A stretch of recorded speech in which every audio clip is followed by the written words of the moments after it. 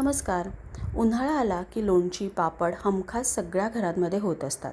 आज आपण करणार आहोत ओल्या हळदीचं आणि गाजराचं लोणचं. इथे मी घेतली आहे 1/2 किलो ओली हळद आणि 1 गाजर.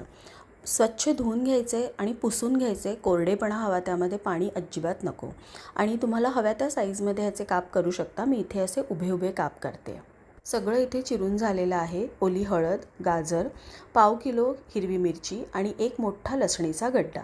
सगळं एका भांड्यामध्ये काढून घेतलं आहे. त्यामध्ये 2 मोठे चमचे मीठ घालायचं आहे आणि 1 लिंबाचा रस पिळायचा आहे. ते व्यवस्थित आपण एकजीव करायचं आहे आणि 1 दिवसासाठी आपल्याला असंच ठेवून द्यायचं आहे. या सगळ्या मिश्रणाला 1 दिवस झाल्यानंतर आपण आता फोडणी करून घेऊया.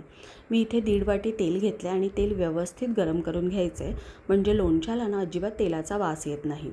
तेल छान उकळलं आहे, त्याच्यातनं वाफा यायला लागल्या आहेत. आता ते भांडं आपण खाली उतरवून ठेवूया. आता साधारण 5 मिनटं होऊन गेली आहेत आणि तेल हलकं कोमट आहे.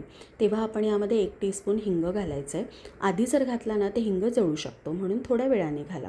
यामध्ये 2 चमचे मी लाल मिरची पावडर घातली आहे. तुम्हाला जर लोणचं जास्त तिखट हवं असेल तर तुम्ही 1/2 चमचा वाढवू शकता. यामध्ये केप्रचा लिंबू लोणचा मसाला घातला आहे 3 चमचे आणि तो छान मिक्स करून घेऊया. तेल घालण्याच्या अगोदरच ही प्रोसेस करायची, म्हणजे हा जो मसाला आहे ना तो सगळ्या फोडींना व्यवस्थित लागला जातो. प्रत्येक फोडीला अगदी छान मसाला लागलेला आहे. यामध्ये तेल ॲड केलं, मिक्स केलं की आपलं लोणचं खायला तयार.